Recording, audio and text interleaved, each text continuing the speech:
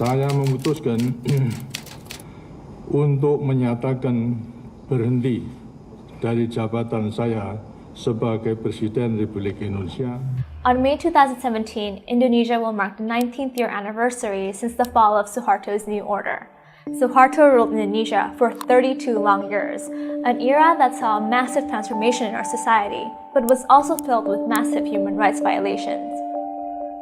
Today, many Indonesians who live through the new order and tired of today's understandably chaotic political system reminisce about Suharto's rule as the good old times.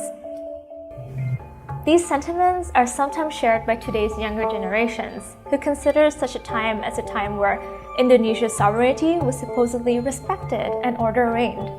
However, many of these younger people did not know the dark side of those times. Indonesian history textbooks and Indonesian government still forbids the mention of the more violent aspects of Indonesian history. So today, let's take a closer look on how Suharto came to power, how he ruled, and the hangovers of the new order. Here are the things that are banned in Indonesia's history textbooks. Most Indonesians are familiar with the term G30 SPKI, or the 30th of September movement.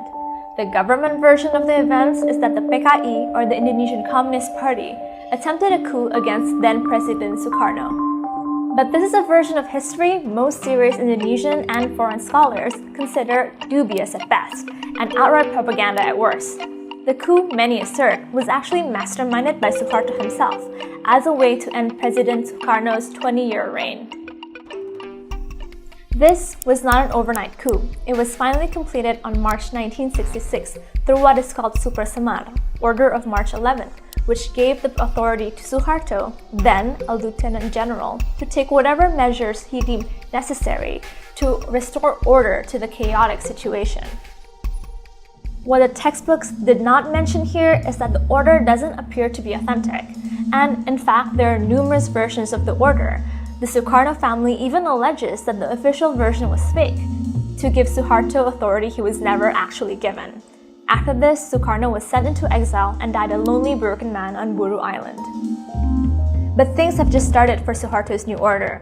He began hunting down the Indonesian Communist Party, killing the party chairman Aidit, and enlarged the scope of his hunt, targeting any leftist individual or even anyone against his takeover, branding them all as communists and enemies of the state.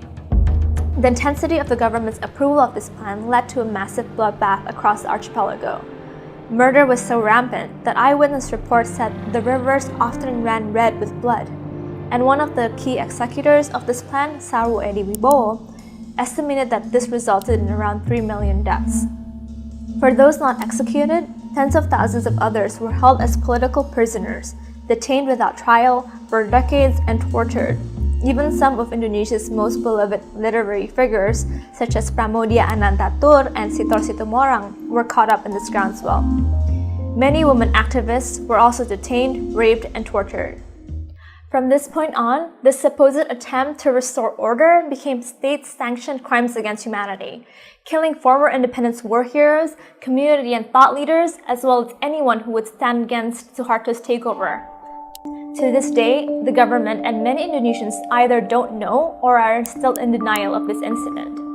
So much so that the closest attempt to bring this event to justice was at the International People's Tribunal in Den Haag, where many Indonesians in exile, victims, and family members of victims all came together with the help of the international community to hold a trial of sorts to ultimately judge Indonesia guilty of crimes against humanity.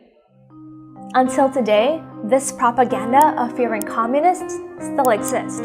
There is still a black mark on people whose families was a part of the Communist Party, and some have even attempted to discredit President Jokowi, the current president, by saying he has family members affiliated with the Communist Party.